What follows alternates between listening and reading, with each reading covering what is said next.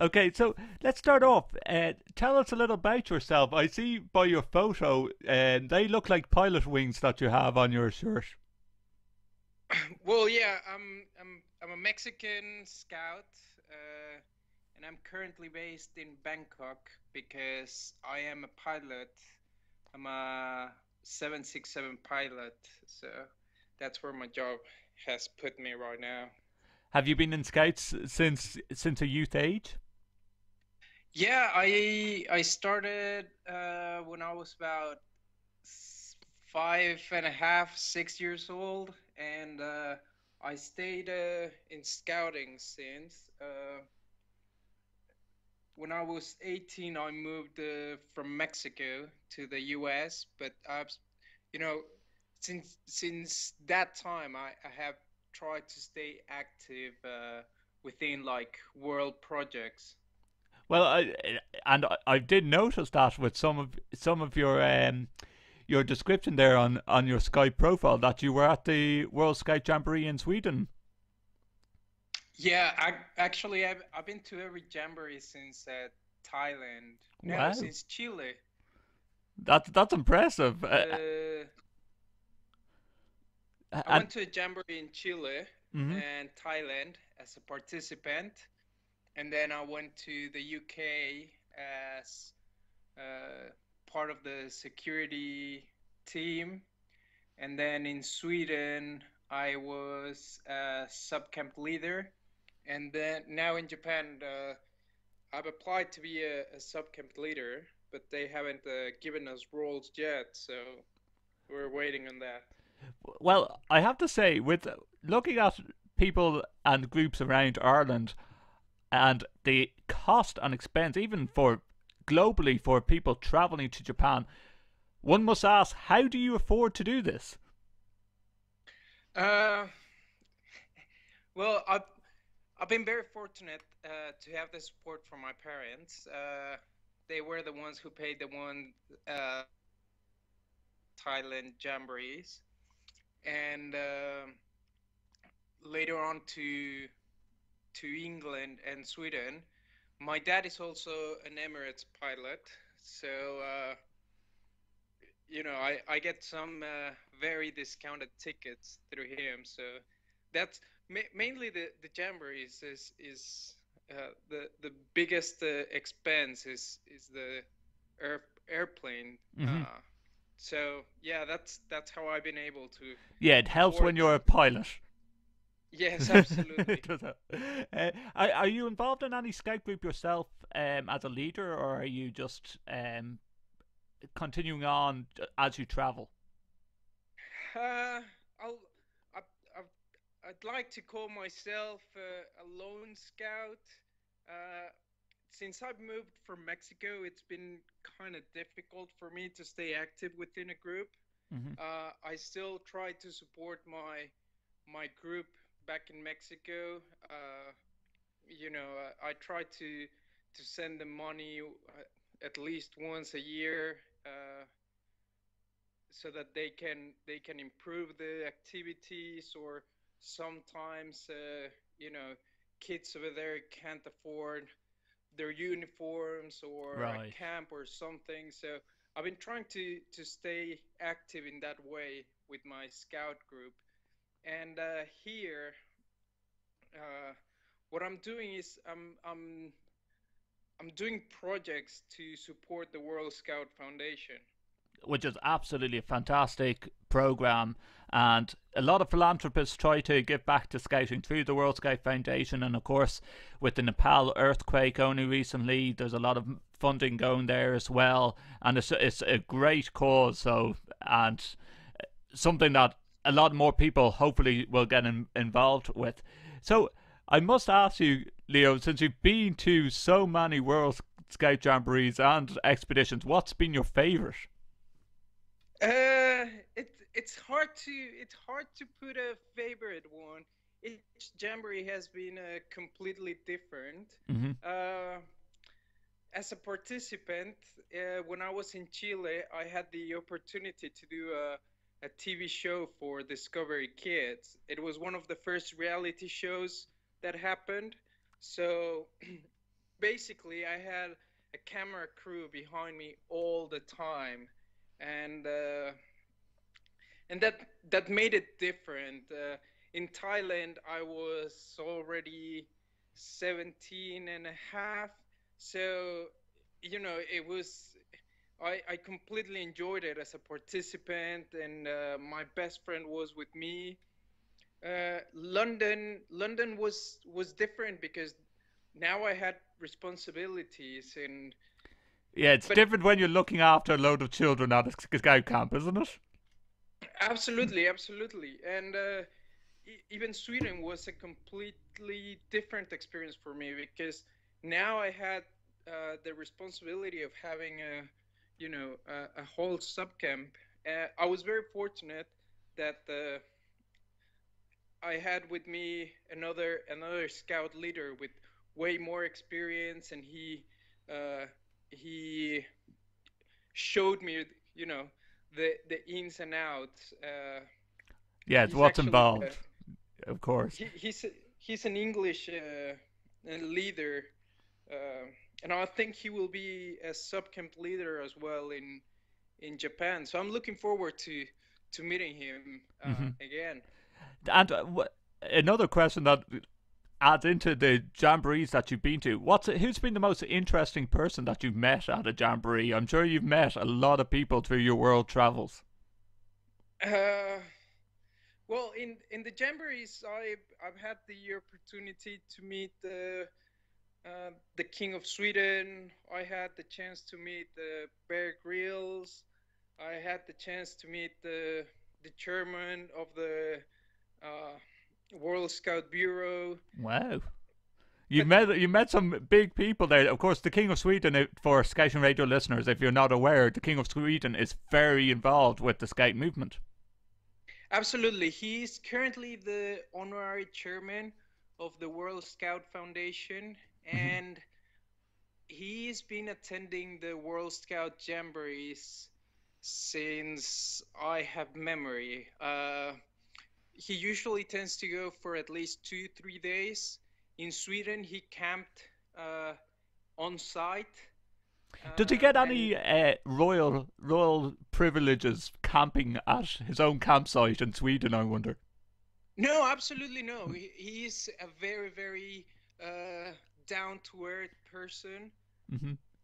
He slept in a tent, uh, and you know, scouts were able to approach him like he was just another scout.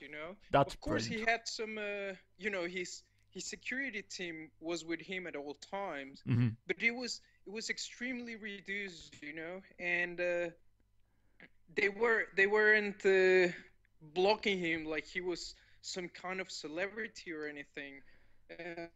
And even one of the nights, the World Scout Foundation hosted a dinner for the Baden Powell Fellows, who are these are the people that donate to the World Scout Yes, Foundation. the big beneficiaries. Yes, yes. Absolutely. That's So fantastic. I'm sorry. That's a fantastic way to be. Like, just being able to give back, and not just giving back to your country, but giving back to scouting as well, a world movement in that way, and being so involved. And you need people like royal family to be involved in scouting to just push the movement further. Absolutely, absolutely. And the World Scout Foundation is very lucky to have the support of not just royal families, but very big entrepreneurs, very successful businessmen, and also, just everyday scouts like myself. Hmm. I'm lucky to be in a position uh, where I can give a little bit back to a program that has made me the man that I am today. Now tell us a little about we come across your website. It's called the Karuna Expedition. Tell us what exactly the Karuna Expedition is all about. Well, the Karuna expedition started as a very crazy idea. Uh, I just wanted to get to Japan in an unusual way, and I've heard that to Sweden. Some scouts from Africa cycled all the way to Sweden. There were some English scouts who took an English taxi cab. So I was trying to think of something that was symbolic to Asia, and scooters are a very, very big thing in Asia. So I thought, why not? And in the process of doing some research, I came across that I was able to apply and attempt a Guinness World Record uh, if I was to do that travel. So where are you starting then? Well, I'm starting here in Bangkok. Hmm. The idea is to drive at least 500 kilometers a day. So it's Wow, that's a long yeah, journey. it's basically being on the road every single day for at least 6 to 8 hours. That's so. Explain it for Scout Radio listeners who might not know what a Karunda is. What it's a type of vehicle there over in Asia. Yes. The scooter is just like a Vespa, but Oh, just like actually, Vespa. yeah, that's what I am taking. I'm taking a Vespa, and I will be driving one of those old Vespas with a sidecar. And in Okay. the sidecar, I'm going to have Adrian Sawyer. He is an English scout, and he's also an emergency response medic. So, basically, he's coming to make sure that I am good to go. And well, uh, I had the chance to meet Adrian in Sweden, and we're both going to be taking part in Japan. So we thought, why not? Now, how many days do you expect this to take you to go from Asia right across to the World Jamboree? Well, the idea is to do it in about 20 days because as part uh, of the staff of the Jamboree, we have to be there, I think, around the 23 of July. And so we need to get there as soon as possible. So we're basically planning on driving from sunrise to sunset. Well, okay. And I guess you have everything mapped out by now. And There is yeah, there is maps. There is a proposed route, but uh, it's it's not we're not gonna stick by it if it's not possible. I mean, anything can change every single day. of course. If we arrive to a country where the border is closed, then we will drive to another country, and you know we have an idea, but it doesn't mean that we need to stick to it 100%. The only the only goal is to reach the World Scout Jamboree in time and to raise money for the World Scout Foundation.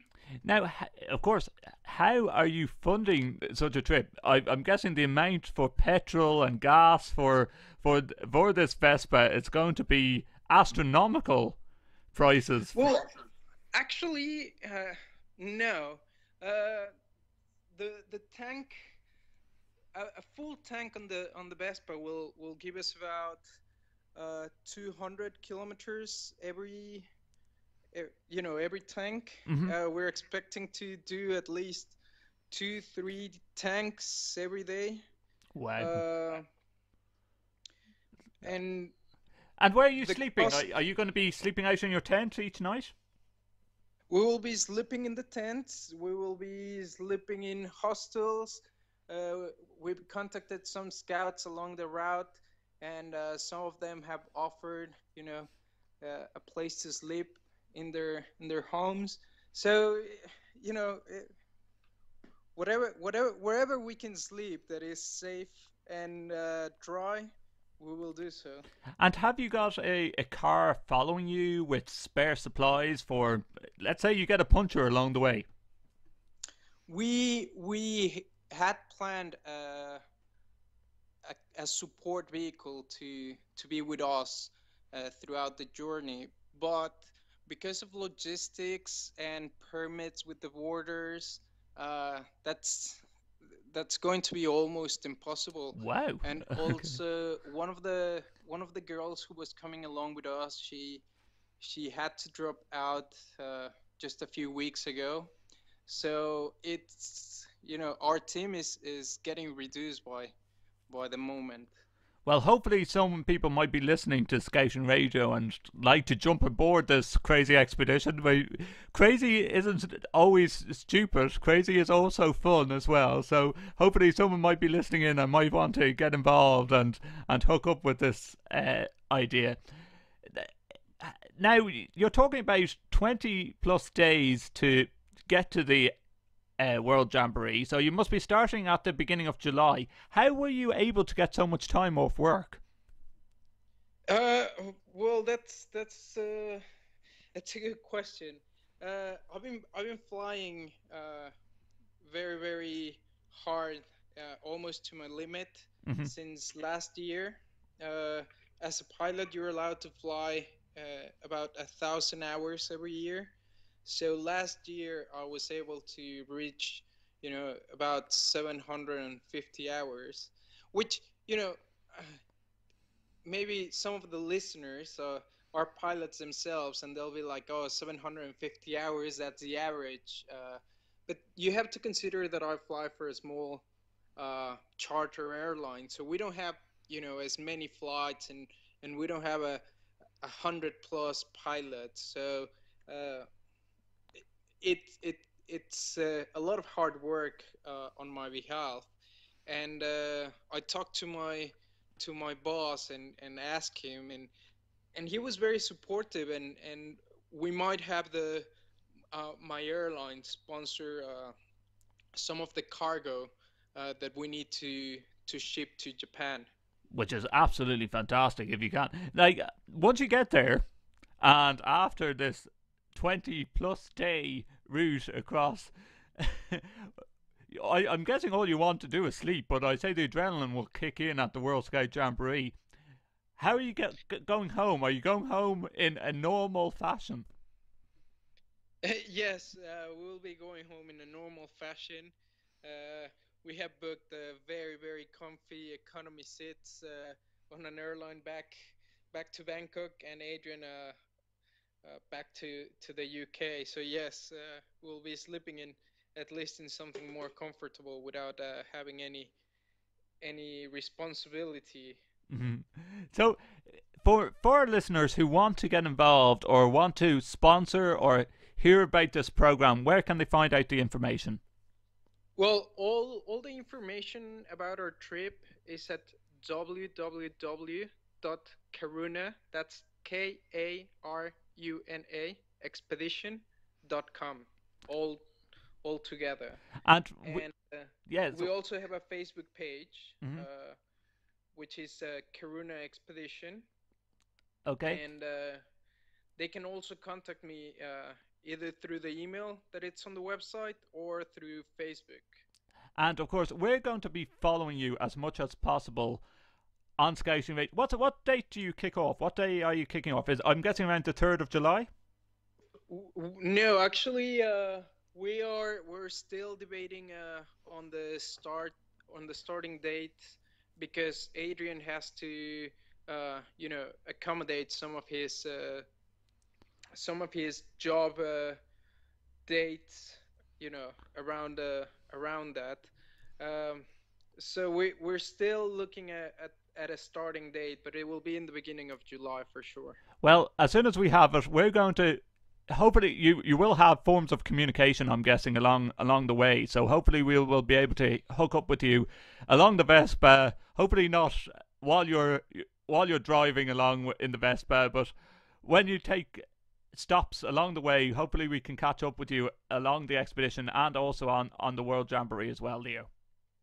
Absolutely, absolutely. We're actually also planning on producing a small documentary uh, on the expedition. So we are rigging the Vespa with some with some cameras and some microphones, and we're gonna try to be uploading a video blog to let everybody know where we are, and basically to let my mom know that I'm safe. You know, she's the one who is the most worried about it. I can imagine, yes. Turning around to your mother and saying, I'm going to go across the whole of Asia on a Vespa. What type of reaction she gave you?